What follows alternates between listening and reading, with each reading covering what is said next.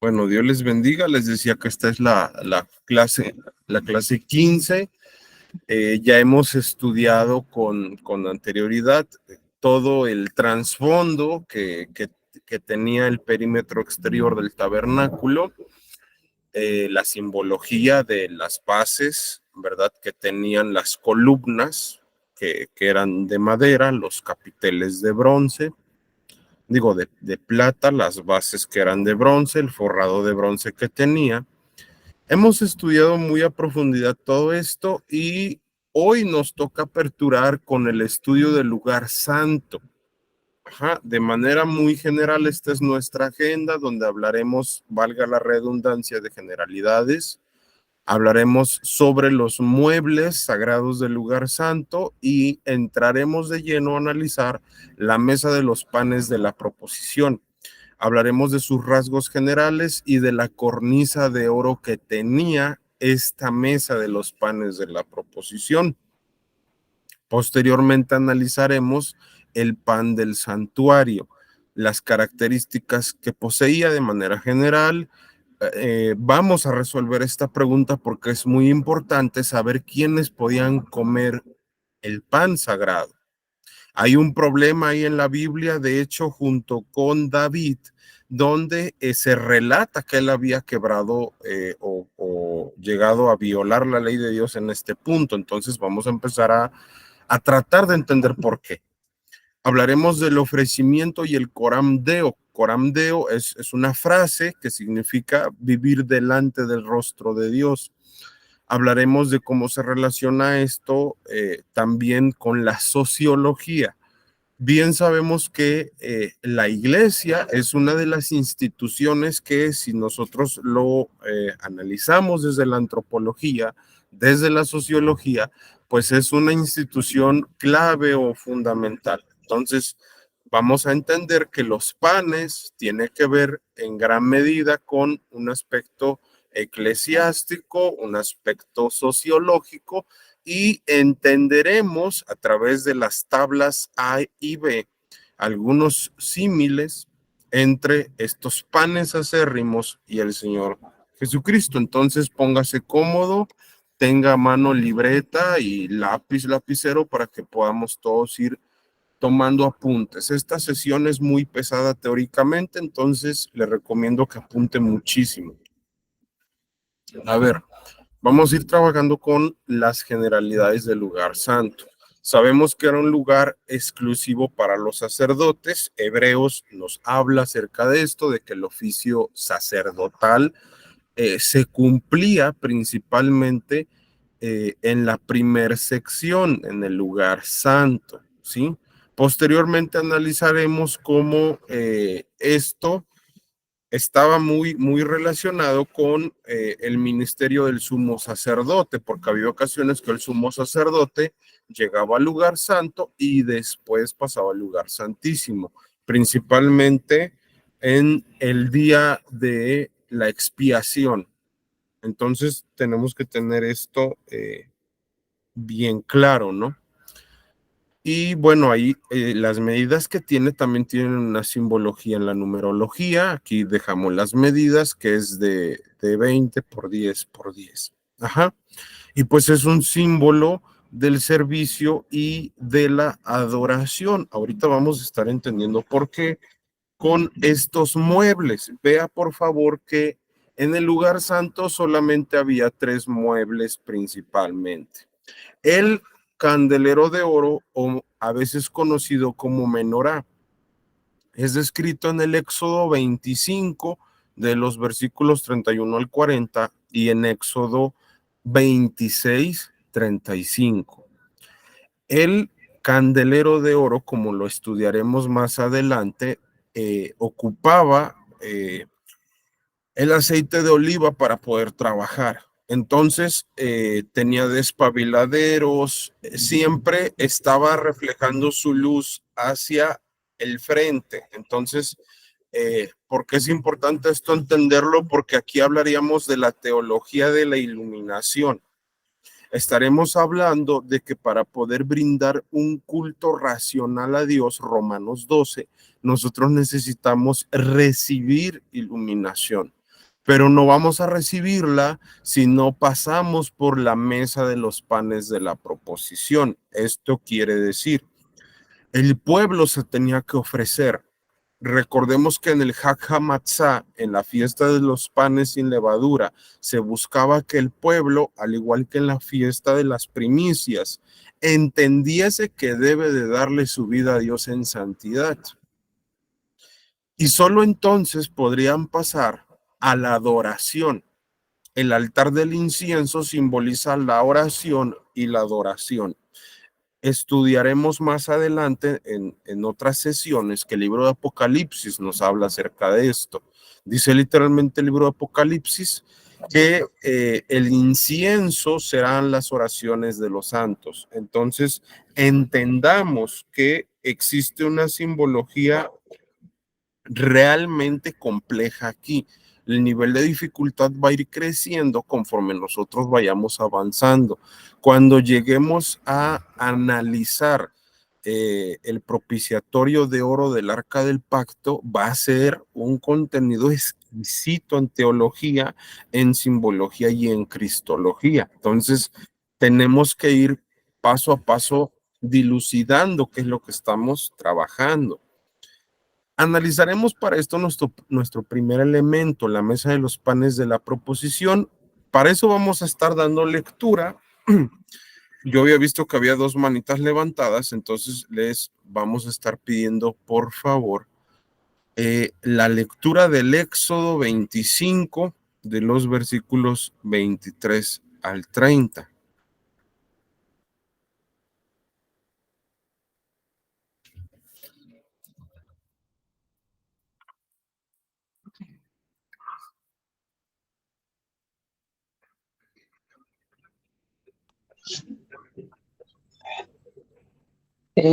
Harás asimismo una mesa de madera de acacia. Su longitud será de 2 codos y de 1 codo de anchura, y su altura de codo y medio. Y la cubrirás de oro puro, y le harás una cornisa de oro alrededor.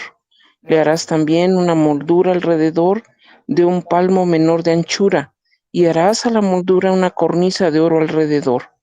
Y le harás 4 anillos de oro, los cuales pondrás en las 4 esquinas que corresponden a sus 4 patas. Los anillos estarán debajo de la moldura, para lugares de las varas para llevar la mesa. Harás las varas de madera de acacia y las cubrirás de oro, y con ellas será llevada la mesa. Harás también sus platos, sus cucharas, sus cubiertas y sus tazones, con que se libará. De oro fino las harás. Y pondrás sobre la mesa el pan de la proposición delante de mí continuamente. Amén. Vea que hay distintos elementos que nos está diciendo. Habla de la madera de acacia, habla de sus medidas, su cubierta de oro puro, su cornisa, una moldura alrededor, ¿verdad? Y nos habla de 4 anillos para poder mover la mesa. Ajá. Entonces, todo esto tiene una simbología que vamos a estar estudiando más adelante. Vamos a ver. La mesa, ojo con esto, lo vamos a ratificar en el estudio del Arca del Pacto. La mesa tiene exactamente la misma altura del Arca del Pacto y se encuentra antes del altar del incienso. Ojo, porque aquí empezamos a entender varias cosas bien interesantes que vamos a ratificar en los libros históricos. Para Dios, vea qué precioso es esto. Para Dios es más importante antes que la adoración, vea qué interesante es esto, antes que la iluminación, nuestro ofrecimiento. O sea, para que podamos obtener iluminación de parte del Espíritu Santo, yo tengo que tener mi corazón dispuesto a ofrecerme a Dios. Antes de llegar a adorarlo, yo ya tengo que estar predispuesto a hacerlo. Romanos 12, recordemos esta cita, tiene que estar de memoria en nuestro corazón. Dice lo siguiente: que debemos de ofrecernos como sacrificio vivo, santo y agradable a Dios, que es vuestro culto racional, dice el apóstol Pablo. Entonces estaremos entendiendo que para poder iniciar, ¿verdad? Este proceso con el incienso, donde se ocupaban las brasas del altar del holocausto para encender el incienso, que esto es parte de la revelación que trabajaremos en teología de la música. Ojo con eso. Tenemos que entender que primero Dios nos dice, yo necesito que tú te ofrezcas. Necesito que estés consciente de eso. Ahora, me podrá preguntar, hermano, ¿dónde vemos eso? Vamos a ver las citas. Juan 15, yo voy a estarle dando lectura a algunas de las citas. Vayan levantando la mano, por favor, quienes quieran participar. Juan 15, ya tenemos una manita, gracias. Juan 15, versículos 4 al 5. Voy a empezar. Vea lo que dice la palabra del Señor. Permaneced en mí y yo en vosotros. Como el pámpano no puede llevar fruto por sí mismo, si no permanece en la vid, así tampoco vosotros, si no permanecéis en mí. Yo soy la vid, vosotros los pámpanos. El que permanece en mí y yo en él, este lleva mucho fruto, porque separados de mí nada podéis hacer. Vea qué interesante es lo que el Señor Jesucristo enseña en el Evangelio de Juan. O sea, nos está diciendo, nada podemos hacer si no estamos en el Señor. No vamos a poder adorar en espíritu y en verdad si no estamos en el Señor. No podemos obtener revelación si no estamos en el Señor. Siempre el primer paso es acercarnos, ofrecernos a Dios. Ese siempre va a ser nuestro primer paso para lograr la comunión con nuestro Señor. Por otro lado, el apóstol Pablo en Primera de Corintios 10, vamos a ver qué es lo que dice. Primera de Corintios 10, de los versículos 16 al 17. La copa de bendición que bendecimos no es la comunión de la sangre de Cristo, el pan que partimos no es la comunión del cuerpo de Cristo. Siendo uno solo el pan, nosotros, con ser muchos, somos un cuerpo, pues todos participamos de aquel mismo pan. Es interesante porque en este contexto el apóstol está apelando, ¿verdad?, a lo que había pasado precisamente en el libro de Números. A partir del versículo 6 hasta el versículo 13 nos estaremos dando cuenta que él le empieza a decir al pueblo, no forniquemos como el pueblo, pues murieron tantos. O sea, el apóstol nos está diciendo, hay que recordar que cuando nosotros estamos hablando de la comunión, hay pasos que debemos de seguir. O sea, aquí no solamente se entrelaza el ofrecimiento, sino lo que vemos en la fiesta de los panes sin levadura. Apartar, ¿verdad? Esto que leuda la masa, esta levadura. Ajá.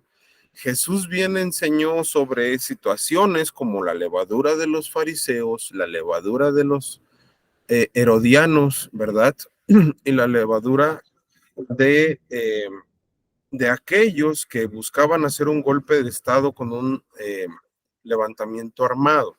Entonces, hay que entender esta parte. O sea, el Señor nos dice, sí, quiero tener comunión contigo, pero tienes que entender que hay un orden, hay unos pasos a seguir. Eso es lo que quiere que entendamos. Ahora, la madera de acacia con la cual estaba hecha la mesa de los panes de la proposición habla de esta naturaleza dicotómica. Esto quiere decir, la naturaleza dicotómica de Cristo es que Él es 100% Dios, pero también 100% hombre. El autor de la carta a los Hebreos nos habla un poco acerca de esto. ¿Alguien nos quiere apoyar con la lectura? Hebreos 2:14.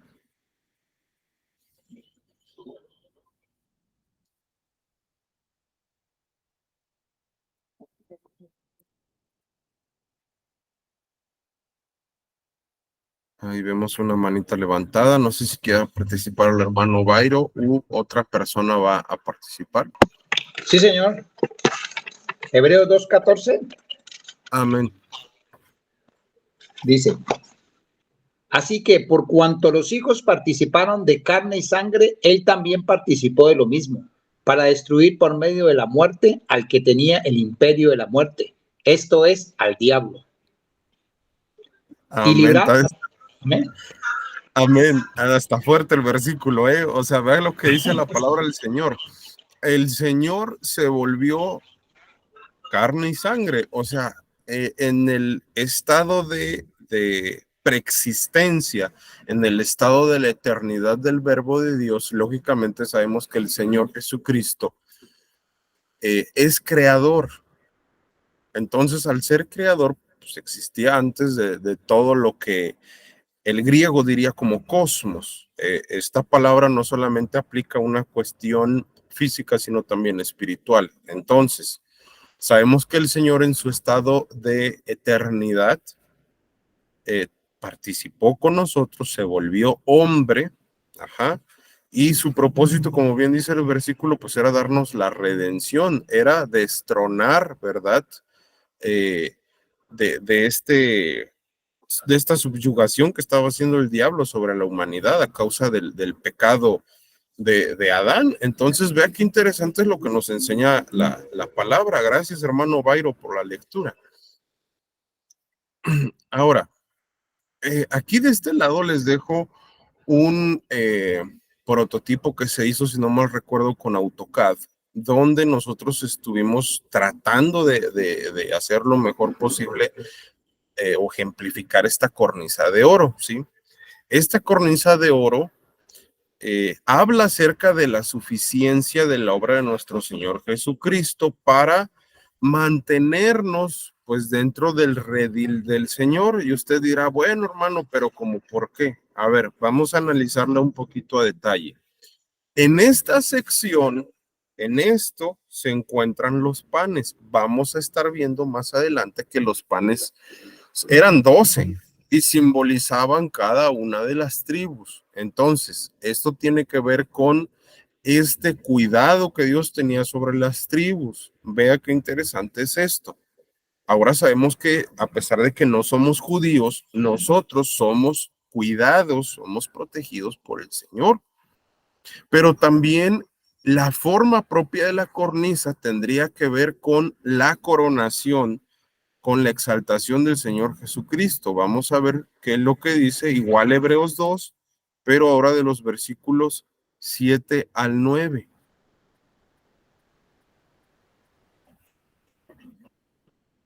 Dice, le hiciste un poco menor que los ángeles, le coronaste de gloria y de honra, y le pusiste sobre las obras de tus manos. Todo lo sujetaste bajo sus pies, porque en cuanto le sujetó todas las cosas, nada dejó que no sea sujeto a él, pero todavía no vemos que todas las cosas le sean sujetas. Pero vemos a aquel que fue hecho un poco menor que los ángeles, a Jesús, coronado de gloria y de honra, a causa del padecimiento de la muerte, para que por la gracia de Dios gustase la muerte por todos. Esto no solamente nos habla, ¿verdad? De la coronación de nuestro Señor Jesucristo, sino que como bien les decía, y recordemos esto, imaginemos que hay 4 sacerdotes que están moviendo la mesa, pero con los panes, porque ojo, los panes no se quitaban de encima, a menos de que se tuvieran que cambiar. Entonces, se pasaba por el desierto. Y vea que esto es muy alegórico, pero es interesante comprender que así como los panes que simbolizaban al pueblo estaba pasando por el desierto, pues bien estamos viendo en el libro de Números principalmente que en el trayecto a la tierra de Canaán, cuando el pueblo sale, recordemos que aquí estamos en Éxodo, el pueblo sale de Egipto, veremos en Números, no en Levíticos, porque Levíticos es un libro sacerdotal, un libro con órdenes para los sacerdotes, no es de corte histórico, es de corte más teológico, simbólico y cristológico. En Números veremos que cuando el pueblo pasa de Oreb, va para Cades Barnea, entonces pues se tiene que mover todo. Si no mal recuerdo, por allá del capítulo 10 de Números, se habla de que había conjuntos de sacerdotes, que todo el cuerpo sacerdotal se dividía en dos. El primer conjunto movía parte del tabernáculo de Moisés y el segundo hacía una segunda guardia para que los primeros cuando llegaran empezaran a armar y los segundos contribuyeran posteriormente. Entonces vea qué interesante. Los panes eran trasladados por el desierto. Y esto es un símbolo de que en medio del desierto que a veces pasamos, en medio de este transitar como peregrinos por este mundo, recuerde la fiesta de Sukkot, la fiesta de las cabañas, esto es lo que simboliza prácticamente. Nosotros ponemos, ¿verdad? O pondríamos, si fuéramos judíos, nuestras cabañas en medio del desierto, recordando que somos extranjeros y peregrinos en esta tierra. Para eso el Evangelio de Juan nos explica un poco más a detalle con esto. Juan 10,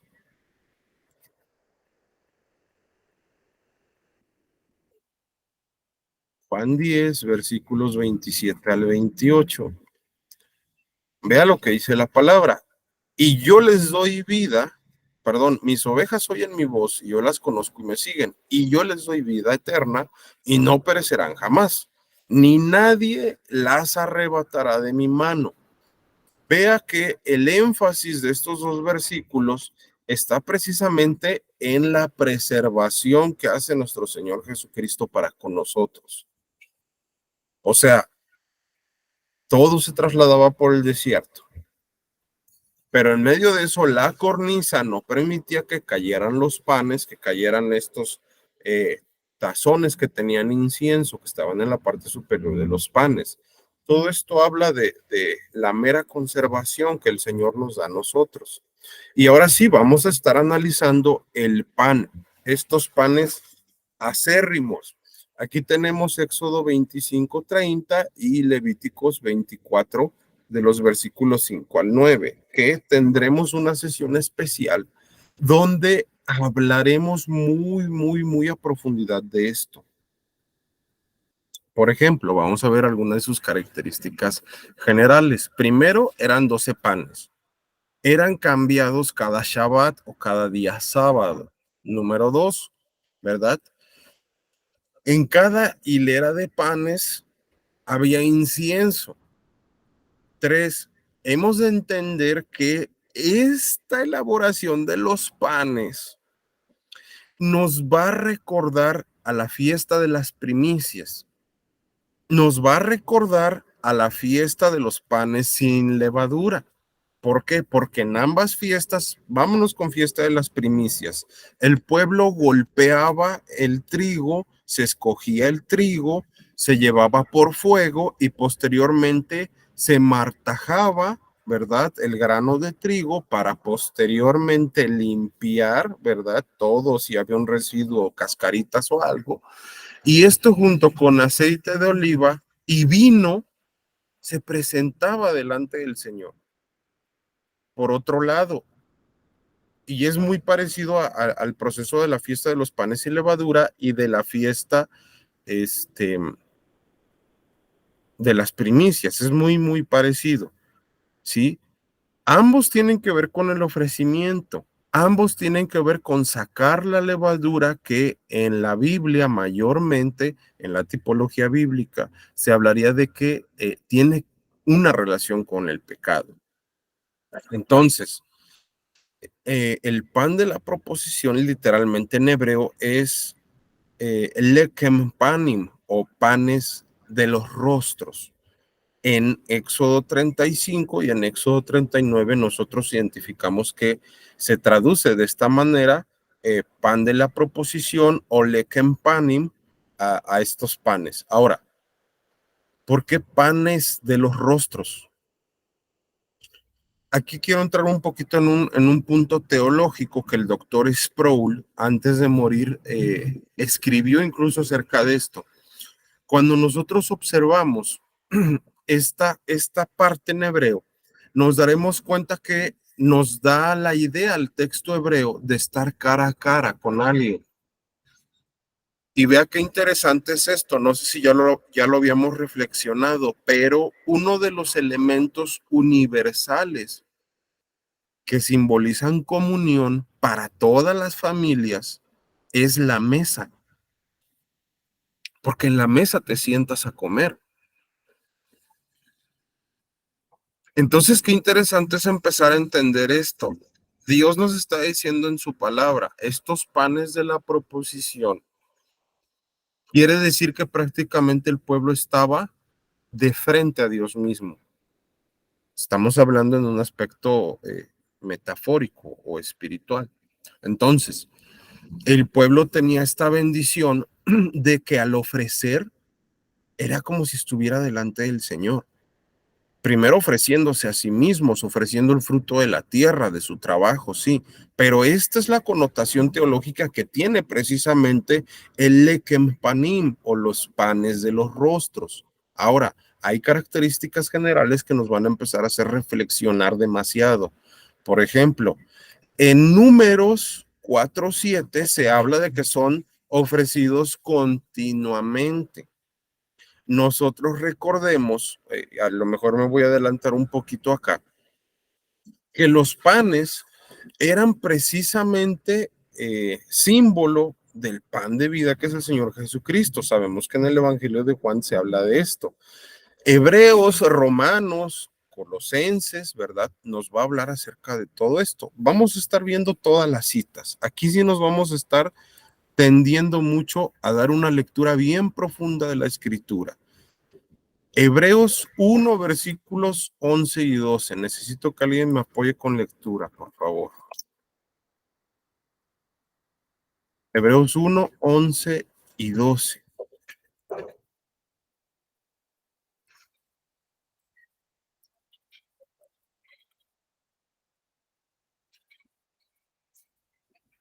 Vea que aquí se va a empezar a hablar de lo perpetuo, de aquello que no cambia.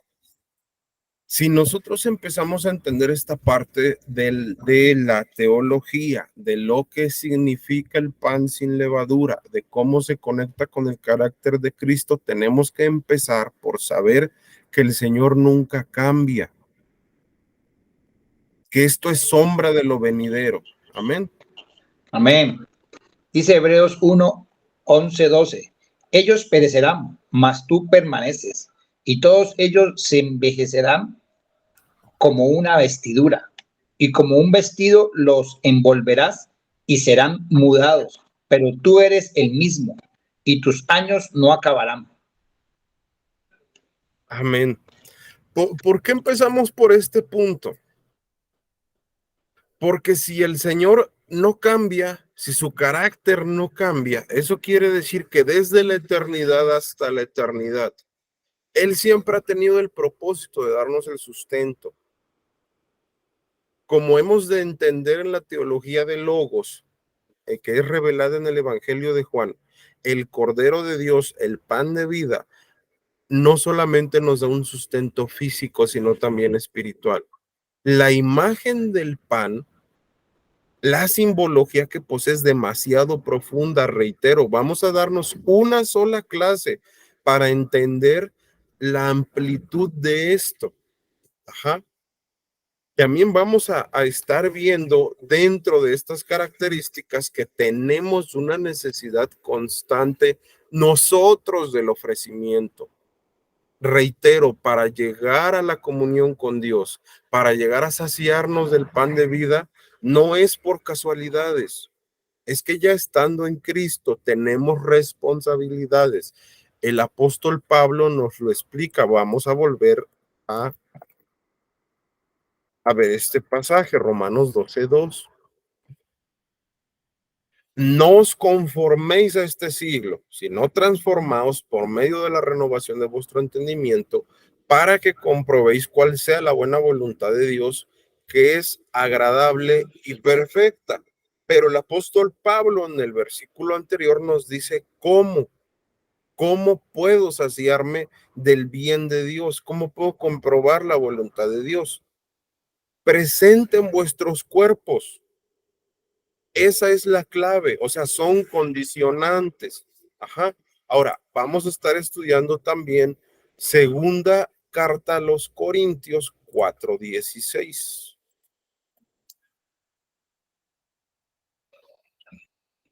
Segunda de Corintios 4:16. Vamos a ver lo que dice la palabra. Por tanto, no desmayamos, antes, aunque nuestro hombre exterior se va desgastando, el interior se renueva cada día. El apóstol Pablo nos va explicando esto en la dependencia espiritual, en el alimento con el pan de vida. Bien parece que nuestro cuerpo sí o sea, es lógico, se desgasta, pero nuestro espíritu no se está desgastando, se está fortaleciendo, vamos creciendo espiritualmente. Colosenses 3:10, o sea, vea que hay una serie de cláusulas para la comunión con Dios. Colosenses 3:10. Y revestido del nuevo, el cual conforme a la imagen del que lo creó se va renovando hasta el conocimiento pleno. O sea, estamos hablando de un proceso. Si yo quiero saciarme del bien de Dios, mis hermanos, es posible, sí, pero hay que ser constantes. Y lo vemos de manera muy sencilla en la vida cotidiana. Si usted deja de comer, ¿verdad? O si es irregular con sus comidas, pues lógicamente no va a estar saludable. Tiene que comer mínimo 3 veces al día, hacer 2 colaciones. Vea que algo tan sencillito como eso nos explica o nos hace ver que necesitamos ir constantes con el Señor, estar constantes en oración, estar constantes en lectura de la Biblia. Hermano, ¿de dónde se saca eso? El libro de Josué. Meditan este libro de día y de noche, dice el libro de Josué. Orad sin cesar, dice el apóstol Pablo.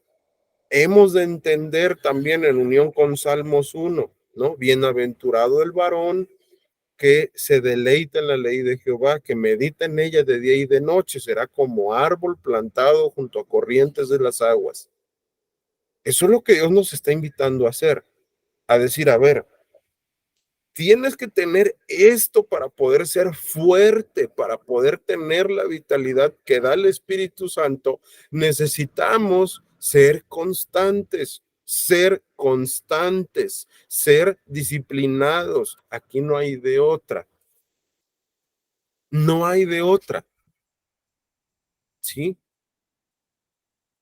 Esto es un estilo de vida consagrado. Nosotros sabemos que el sacerdote llegaba con su charolita de panes, ¿verdad? Hacían el intercambio y se depositaba.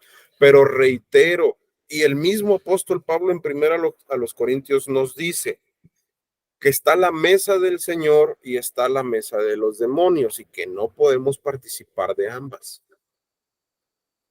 Entonces, si nos estamos ofreciendo a Dios, si estamos tomando la decisión de ofrecernos al Señor, es constante, es diario. El pueblo cuando salía por el maná, no salía cada semana, eran constantes.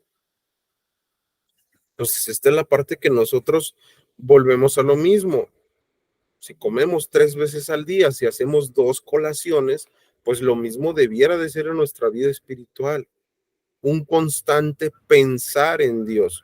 De hecho, cuando Jesús dice en la oración que se ocupa como oración modelo, donde dice santificado sea tu nombre, el griego nos da una luz impresionante, porque cuando se habla de santificar el nombre de Dios, literalmente el texto griego dice pensar continuamente. Entonces hay que ver estas partes. Dios nos está invitando a ser disciplinados, a hacer las cosas de manera constante. De ahí es que sabemos que el pan sagrado simboliza una vida de consagración de parte de nosotros. Necesitamos aprender a vivir de esta forma. Ahora, también es pan de Dios y sabemos que esto se conecta con Jesús como el pan de vida. El Señor lo dijo en el Evangelio de Juan. Vea qué precioso todo lo que estamos viendo en esta tarde-noche. Ahora, ¿quiénes podían comer el pan? Ahorita les voy a explicar por qué pongo ahí una liturgia católica. A ver, Levítico 21-22 nos enseña que solo los sacerdotes podían comer el pan.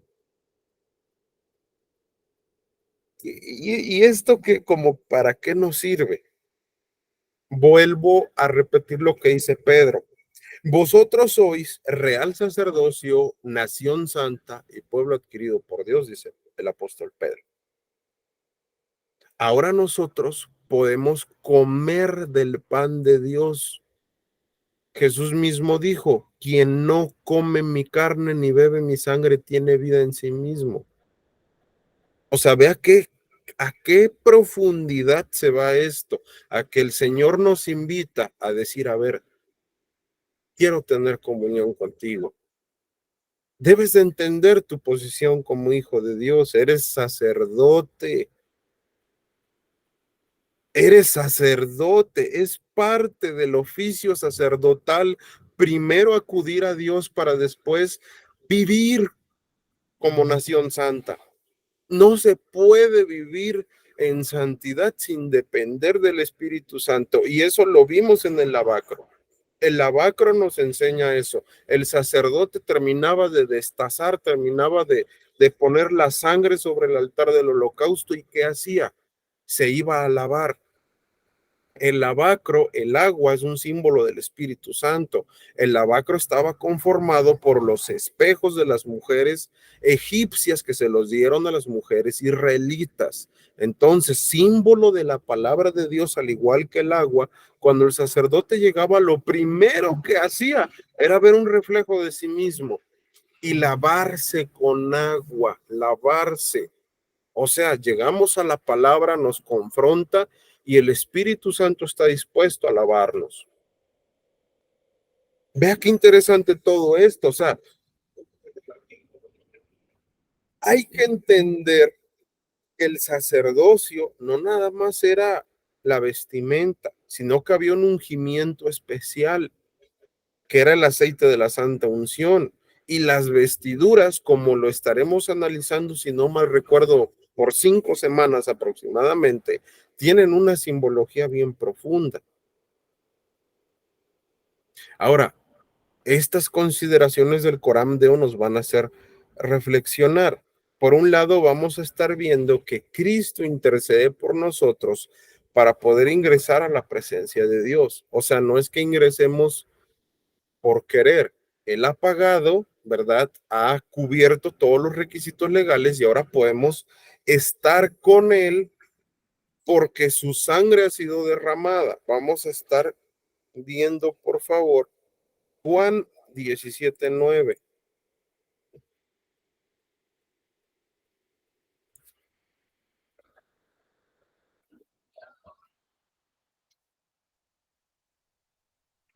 Amén. Juan 17:9.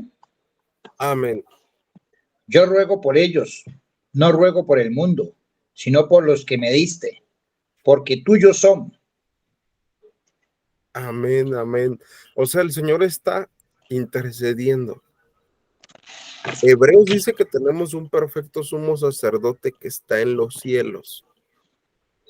¿Cuál es el trabajo del sumo sacerdote? Interceder. Sacrificios ya no hay que hacer, pero ahora está intercediendo. Cuando demos lectura y lógicamente analicemos Apocalipsis, vamos a encontrar un mundo maravilloso de elementos, de versículos que nos van a hablar acerca de esto. Vea también lo que dice Romanos 8:39.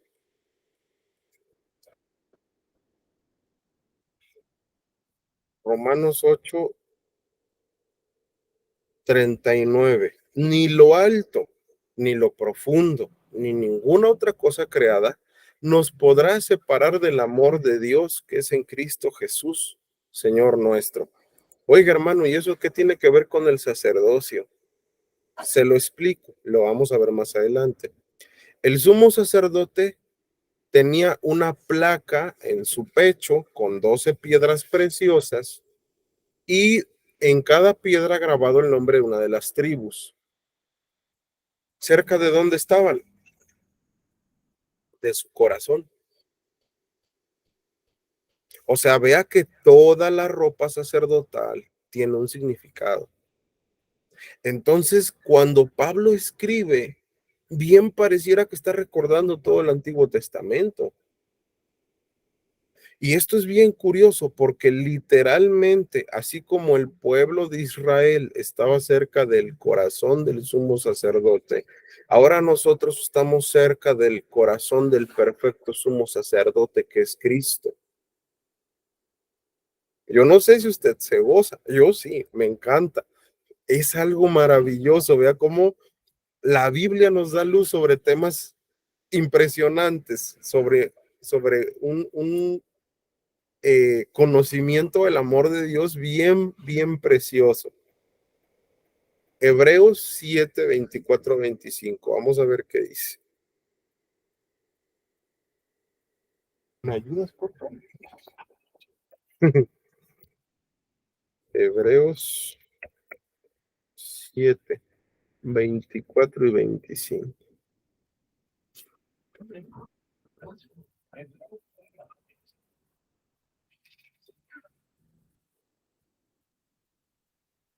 Buenas noches. Hebreos 7,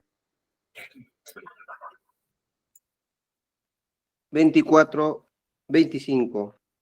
Amén. Dice la palabra de Dios. Mas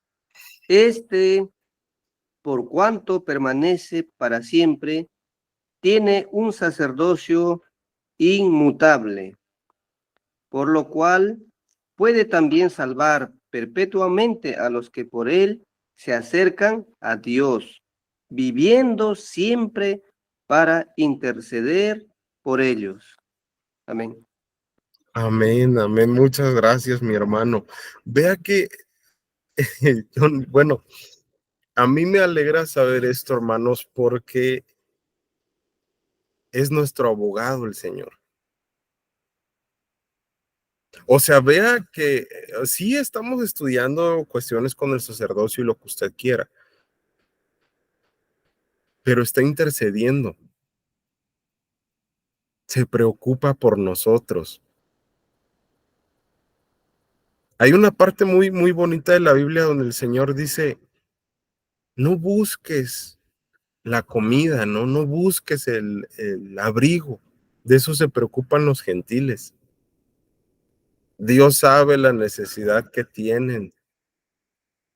Entonces dice, no, vean a las flores, no trabajan ni hilan ni cómo se ven. Vean los pajaritos, nunca les falta de comer. O sea, sí nos damos cuenta que todo esto nos lleva al amor de Dios. Ese es el punto focal. O sea, a veces, y perdón que haga la pausa, pero a veces queremos entrarle tanto a la teología, a todo lo que tiene que ver con simbología, con cristología, con soteriología, con lo que usted quiera. Pero nunca se nos olvide que el punto focal es el amor. Pablo en distintas ocasiones habla del amor en la carta a los romanos. Es algo precioso. Y esto, hermanos, o sea, vea qué maravilloso es esto. Estar delante del rostro de Dios no es más que por amor. El Señor muere por amor. El Padre da a su Hijo por amor. Y si nos acercamos, ha de ser porque amamos al Señor. Y me encanta una cita de San Agustín. Aquí tengo uno de sus libros, se llama Confesiones, se los recomiendo muchísimo. Literalmente dice, ¿qué será primero? ¿Invocarte o conocerte?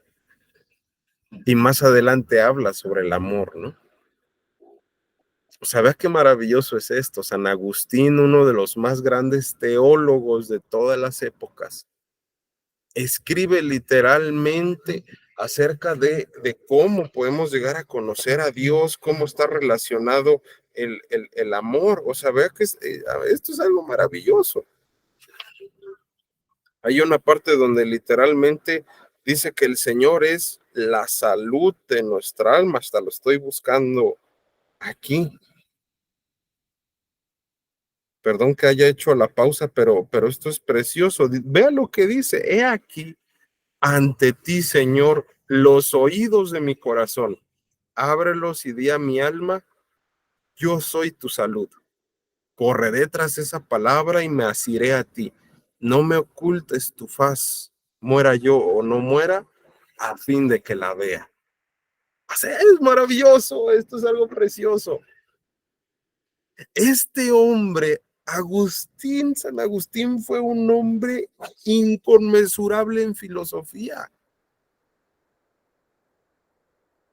Pero todo el andamiaje teórico que tenía venía del amor a Dios.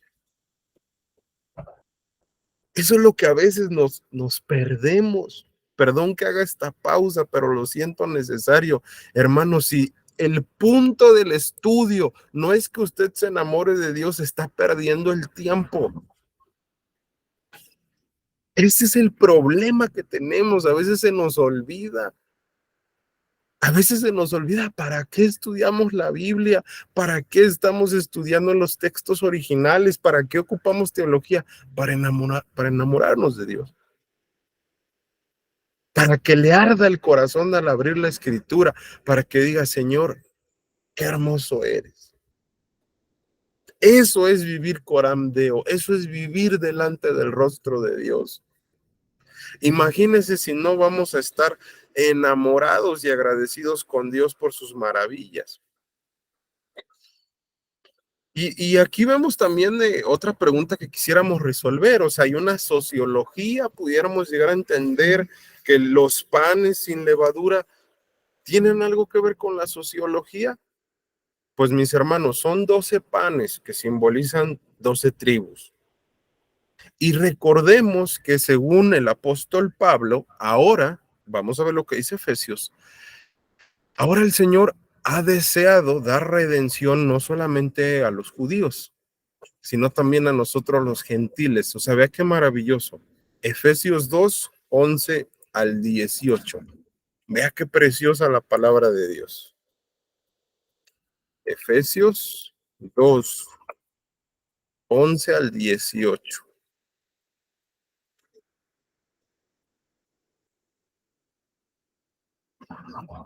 Por tanto, acordaos de que en otro tiempo vosotros, los gentiles en cuanto a la carne, erais llamados sin circuncisión por la llamada circuncisión hecha con mano en la carne.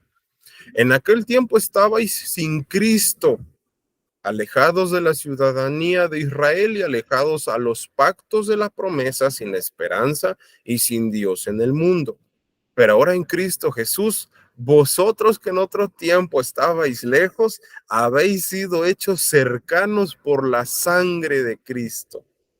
Porque Él es nuestra paz, que de ambos pueblos hizo uno, derribando la pared intermedia de separación, aboliendo en su carne las enemistades, la ley de los mandamientos expresados en ordenanzas para crear en sí mismo de los dos un solo y nuevo hombre, haciendo la paz y mediante la cruz reconciliar con Dios a ambos en un solo cuerpo, matando en ella las enemistades.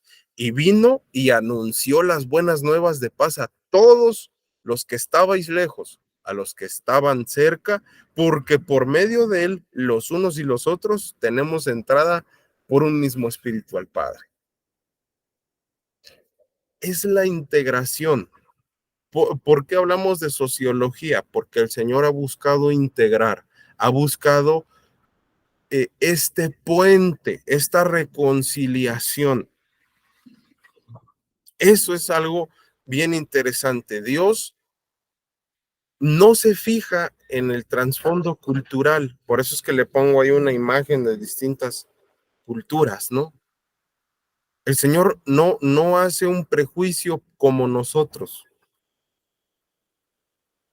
No hace distinción entre blancos y negros. No ha de desechar a la viuda o al huérfano o a la prostituta o al drogadicto o al violador. Dios le quiere dar redención a todos y a veces se nos olvida. ¿No habló con una mujer de dudosa moral sexual en el Evangelio de Juan, la mujer samaritana? ¿No Mateo era recaudador de impuestos, era ladrón? Y a veces le queremos predicar nomás a la gente que está dentro de la iglesia, ¿no? O sea, sí nos damos cuenta, hermanos, que a veces tenemos un error bien grande llamado religión. Esto choca con el concepto que nosotros tenemos. La sociología de Dios es muy distinta a lo que nosotros queremos hacer en las iglesias. Dios no nada más murió por todas las culturas, sino por todos los tipos de pecador. Y eso debiese de estar en nuestro corazón, debiese de estar en nuestra mente, que cuando hablemos del amor de Dios, hagamos eso con amor, con amor. El Señor quiere dar libertad a todos los oprimidos por el pecado. Y finalmente quiero que veamos de manera muy rápida estas tablas que hemos redactado, donde hablamos de los símiles entre los acérrimos, estos panes acérrimos y el Señor. Vea que la semilla, ¿verdad? Pues tiene que morir para poder pues, realizar el pan, ¿no? Y de misma manera, pues el Señor en su muerte nos brinda la vida eterna. Por el otro lado, el pan, pues no tenía levadura y sabemos que el Señor vive de manera perfecta. Por lo tanto, no había pecado en él, no hay pecado en nuestro Señor. Como les decía, el grano, ¿verdad? Era pasado por el fuego, ¿sí? El Señor también fue pasado por el fuego literalmente de la ira de Dios, o sea, padeció para que nosotros pues pudiéramos poder recibir la bendición de la vida eterna. El pan sin levadura fue perfumado con incienso limpio. Recordemos que el pan era ofrecido con unos tazones en la parte superior que tenían este incienso. Esto simboliza la justicia perfecta de Cristo, pero también recordemos que cuando el Señor muere, este hombre rico que le prestó la tumba, le puso cantidades bastante grandes de perfumes. Ojo con eso. Esta cantidad de los 12 panes, ¿verdad? Habla de las 12 tribus. Actualmente en Cristo, como ya hemos visto, todos somos recibidos por su gracia y por su misericordia. Amén. Y los panes, pues también se ponían en un orden, que eran 2 hileras. Propiamente, la Biblia nos enseña que, hablando de este proceso de la eclesiología y de la sociología, hay un orden en la salvación. O sea, el Señor nos alcanza, renueva nuestro corazón y después nos incorpora a la iglesia. Amén. Entonces, mis queridos hermanos, esta es de manera breve la sesión del día de hoy y pues espero de todo corazón que sea gratificante y que sea de bendición para todos ustedes.